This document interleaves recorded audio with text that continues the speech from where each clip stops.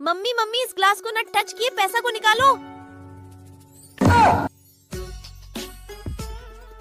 तभी तो पैसा दिख रहा था, अभी निकल कर दिखाओ।